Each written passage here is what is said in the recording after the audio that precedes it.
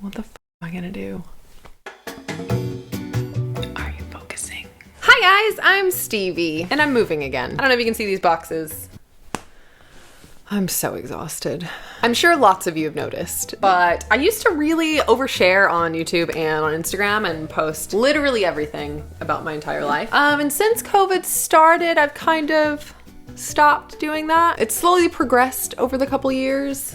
I've like posted less and less and definitely overshared less and less. And I thought I'd make a video and get it all off my chest, talk about everything that's been going on that I've obviously not been talking about, so I can move forward in some vulnerability and find happiness.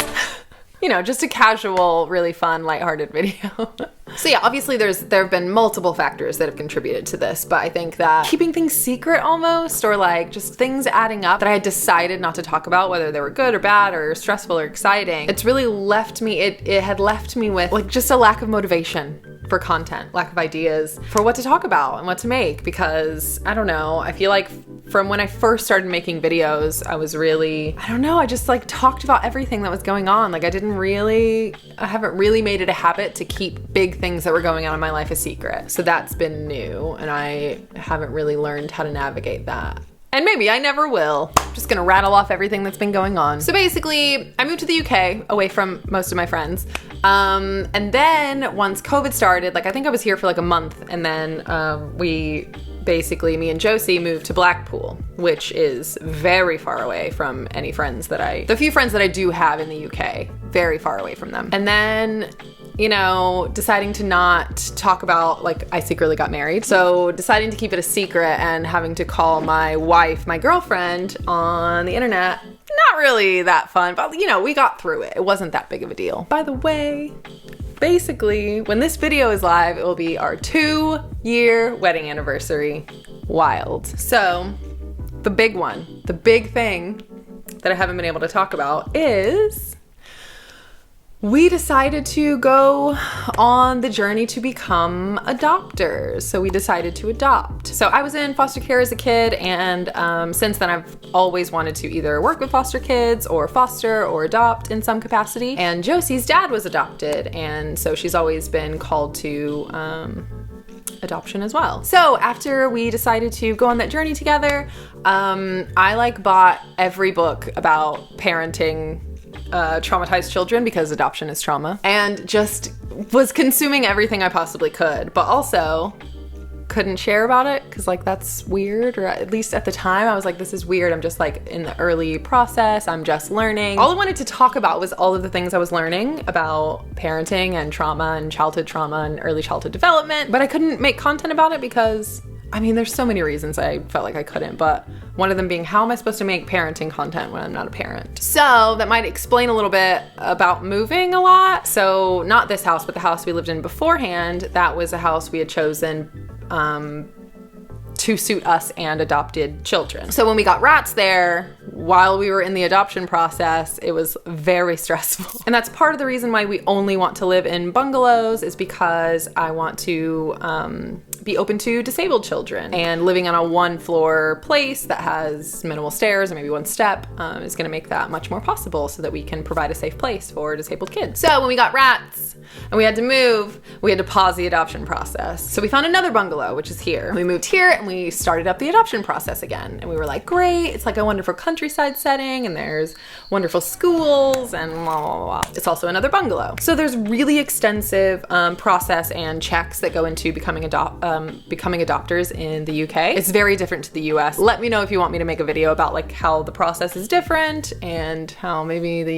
US could take a feather out of the UK's cap, but that's not this video. So basically we were flying through the checklists, and the social workers we were working with were so amazing, and we were so excited, like ridiculously excited. We were getting kids in our lives, like books about like different types of families and how they can look different. But then 2 things happened. One is really boring and I won't go into it too much. It's financial stuff, but basically Josie quit her corporate job so that she could start her own business.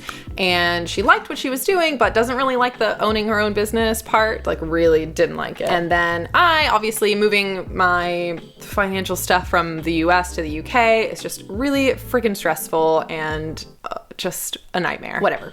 Financial issues is the first reason. Who cares? It's boring. And then the second thing that happened was we realized that we aren't happy living in this area. Do you ever fool yourself into thinking that you've lived outside of societal expectations and like overcome compulsive heterosexuality? You've overcome comp het, and then so you think that you're like basically immune to any kind of like patriarchal BS that can seep into your subconscious, and then you find out that none of that is true and you're just as susceptible as you ever have been. No, just me? Okay. So we came to Blackpool because this is where Josie's family is, and on paper it has everything that I thought you need to settle down and have kids, right? It's by the beach, it's close to the Lake District, which is like the most beautiful place in the UK. It's got theme parks and city life, but also it's got countryside, and it's so cheap to live here compared to London. Not just in general purchasing things, but also just rent and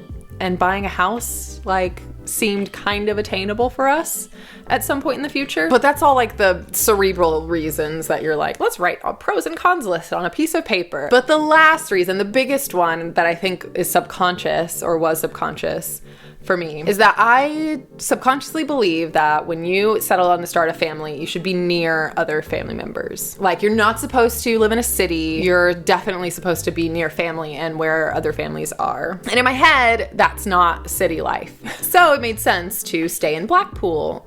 When we were already here, we already came here for COVID, for the first lockdown. Also, I remember when I first moved to Los Angeles, like I'd only lived there for a couple months, and I saw kids for the first time on the sidewalk, and I was like, what are you doing here? What? There are children in Los Angeles? Where are your parents? Are you on vacation? Like, Stevie, chill out. They're friggin' from here, and you're not even from here. Why do you think you belong here, but more than children do that are literally from here? Well, it's so weird. So obviously, this is a false belief. When you are starting a family, you should be somewhere where you feel grounded and supported and safe, and somewhere that makes you feel happy, aligns with your values, makes you feel whole. If you are lucky enough to find a place that provides you all of those things. And if that happens to be in a place that where your family is from, in a country? Blackpool isn't really the country. This feels so weird. If that for you is near family and not in a city, that's wonderful. If it's near friends, that's great too. For us, Josie's family is here, which they're so great.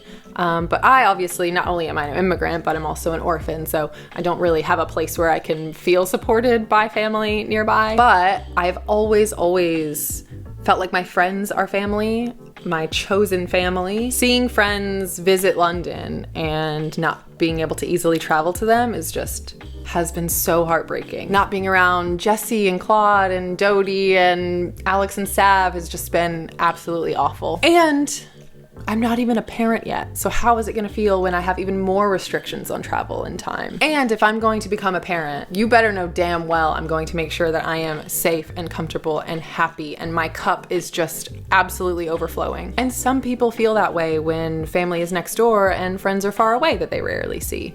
And other people feel that way when friends are next door and they see family when they can. And it's taken us a couple years to realize that Josie and I are maybe more like the second type. And something that should not have been shocking to me, I don't know why it was, is that like I really need queer culture. You know, like I need to look out my window and see a mohawk and some Birkenstocks and like carabiners gleaming in the sunlight. You know what I mean? Can you guys guess where I'm gonna say we're moving to? So it took us a few months of actually constantly talking about it, thinking about it, discussing it. And we have decided we're going to be moving to a little suburb outside of London called Brighton. Yes, that's a joke. No, it's not a joke. We're actually moving to Brighton, but you know what I mean. You know what I mean. I feel like it has all of the things that we really love about Brighton and all of the things that we really love about London all in one. And it has been rated the happiest place in the UK. Like the people there are the happiest. And also it's so near London and has all the benefits of queer culture. But obviously Blackpool will always have a special place in both of our hearts, and we will be visiting here so often to see the family and friends that we have made here. Oh, bless them. It's not their fault that they're straight. So I guess this is kind of turned into like an announcement where we're gonna adopt video, which was really not my intent, but it kind of was at the same time. As far as like updates on that is something we definitely have paused and will revisit in the future, because we really need to put down really firm roots in Brighton. And also like my visa process, that my renewal for my new visa is coming up, and that is just, I don't know about doing the whole adoption while all that's going on. But in the meantime, I'm going to continue seeking out adult adoptee voices, which if any of you are interested in learning about adoptions, you should definitely seek out adult adoptees. Also, if you are seeking out fostering,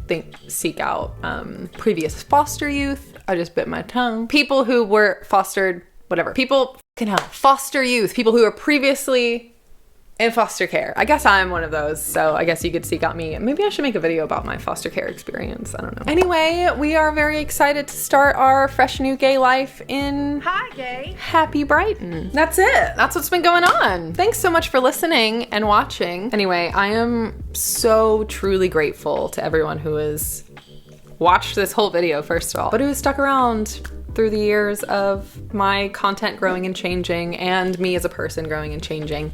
I wouldn't be able to do any of this without you. So thank you so much. Also, thanks so much to my patrons who literally give me life. I love you guys so much. If you would like to join my Patreon, there's a link in the description. Please let me know in the comments what the next video should be, now that I've been extremely vulnerable and you know what's been going on in my mind. I will see you guys next time. Bye. And I don't know if I don't know.